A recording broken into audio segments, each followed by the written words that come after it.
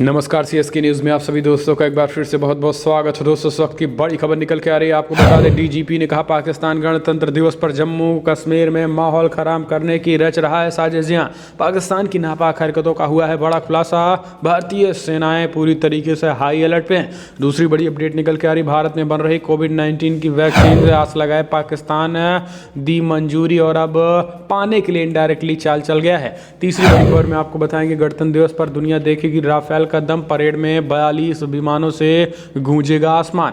चौथी बड़ी खबर में आपको बताएंगे, एलएसी पर चीन कर रहा तेजी से निर्माण, भारत की पैनी नजर, विदेश मंत्रालय का आया बड़ा जवाब। पांचवी बड़ी खबर में आपको बताएंगे, कर्ज में डूबे पाकिस्तान पर टूटेगा मुसीबतों का पहाड़, सऊदी अरब के बाद अब इमरान सरकार को यूएई देगा झटका।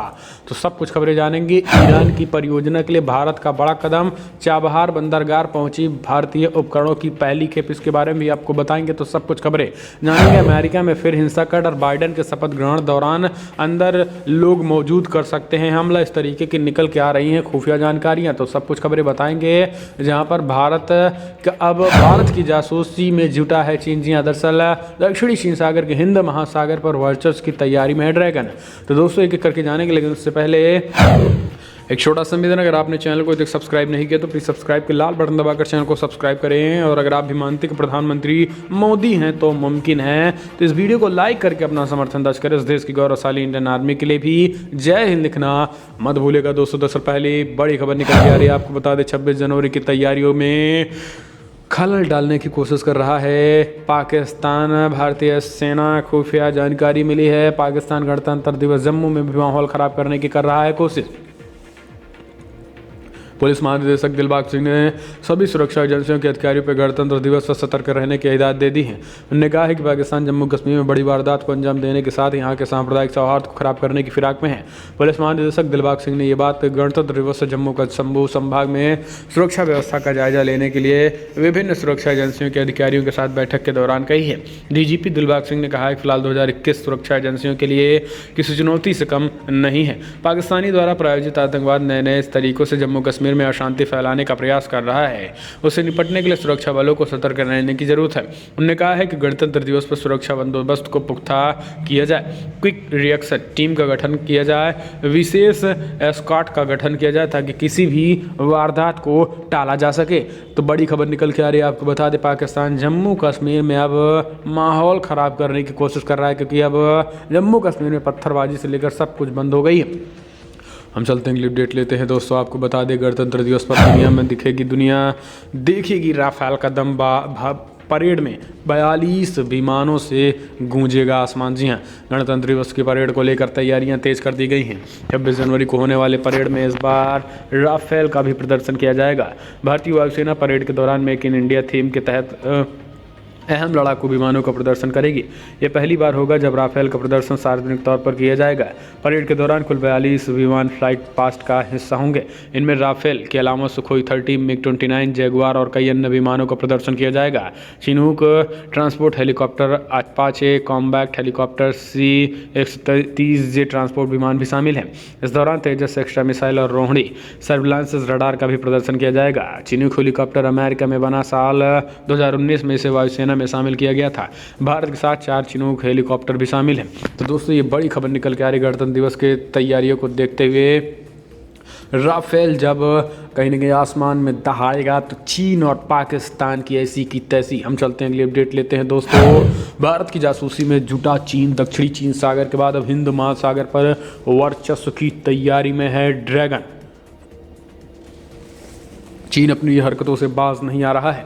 दक्षिणी चीन सागर पर अपने प्रभुत्व के बाद अब उसकी नज़र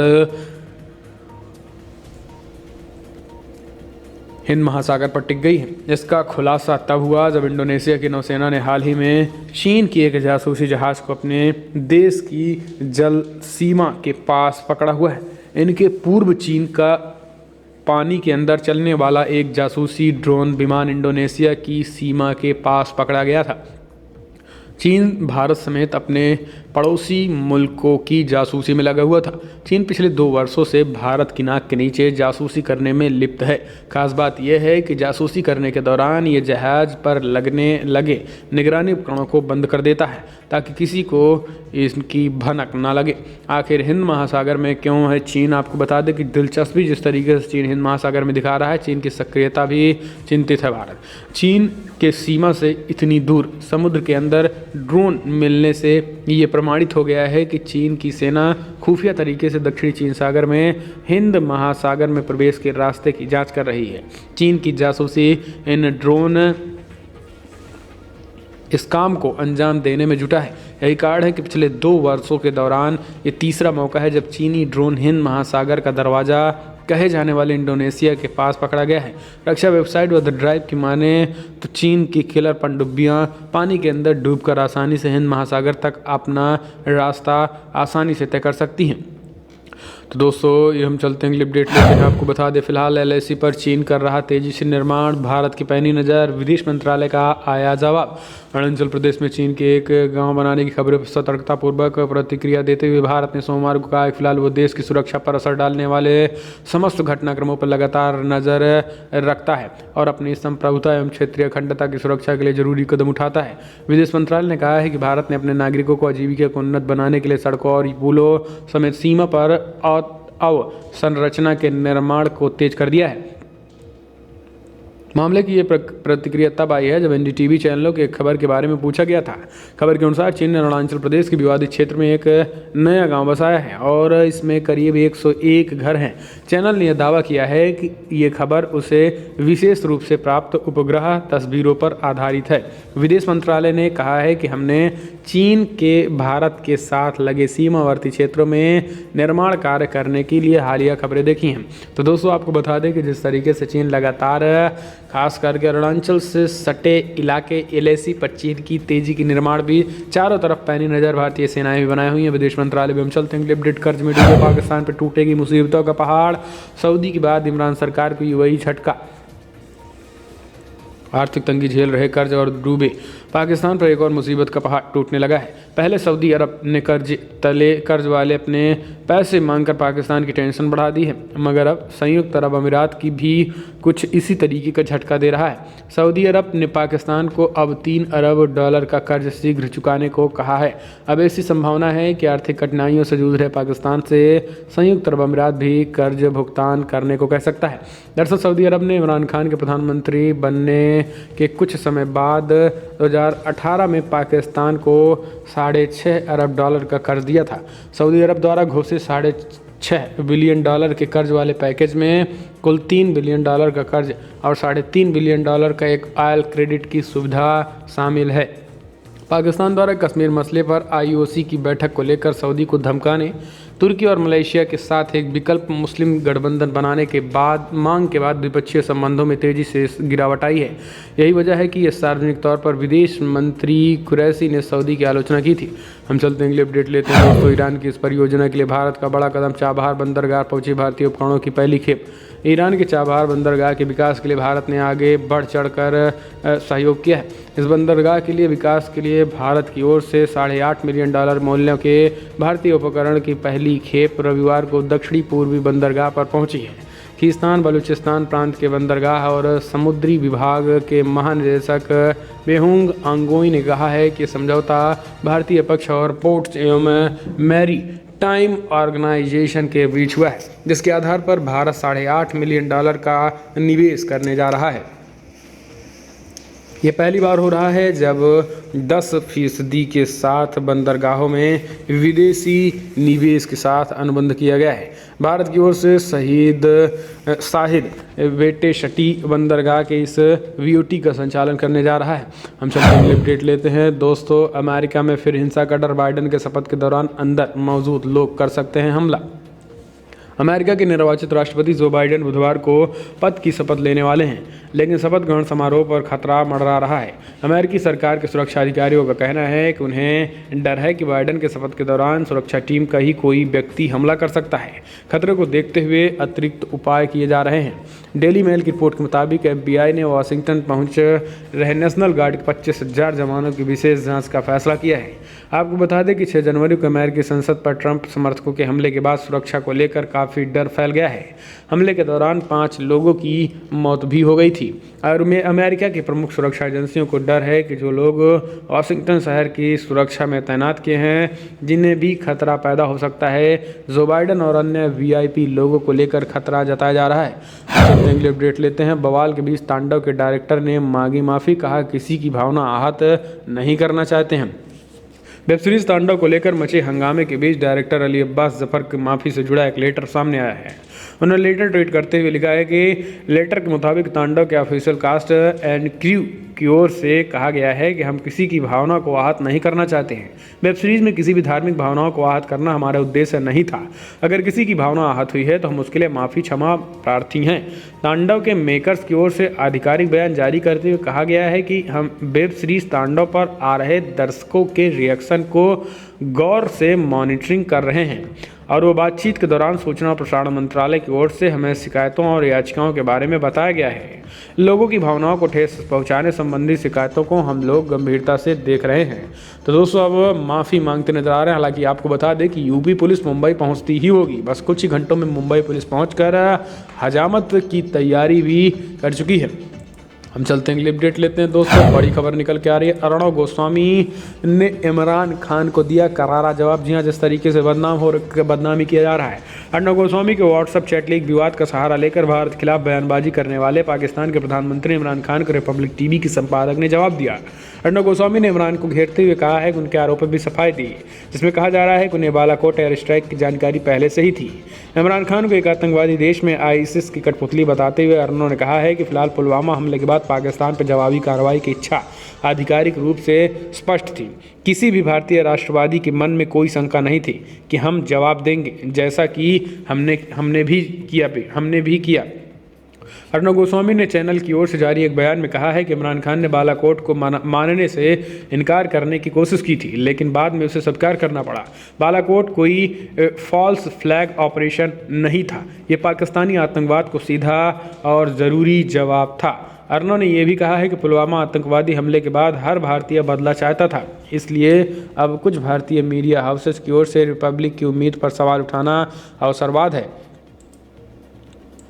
हम चलते हैं अगली अपडेट लेते हैं। आपको बता दें, बंगाल में रैली में गरजे शुभेंदु अधिकारी, बोले चुनाव में ममता को हराऊंगा, नहीं तो राजनीति से संन्यास ले लूंगा। भारतीय जनता पार्टी के नेता शुभेंदु अधिकारी ने सोमवार को कोलकाता की रैली को लोगों को संबोधित करते हुए कहा है कि बंगाल में होने वाले चुनाव में सत्तारूढ़ पार्टी तृणमूल कांग्रेस के मुख्यमंत्री ममता बनर्जी को हराऊंगा। उन्होंने कहा है कि यदि ऐसा नहीं हुआ तो राजनीति से संन्यास ले लूंगा। उन्होंने CM ममता बनर्जी को सीधे चुनौती देते हुए कहा है कि नंदीग्राम से ममता बनर्जी को 50,000 से ज़्यादा वोटों से हराऊंगा, नहीं तो राजनीति छोड़ लूंगा। दरअसल ममता बनर्जी ने नंदग्राम से चुनाव लड़ने का दावा ठोंक दिया है। आपको बता दें कि नंदग्राम शुभेंदु अधिकारी का गढ़ है और ममता बनर्जी इसी गढ़ से चुनाव लड़ने का ऐलान कर दिया है।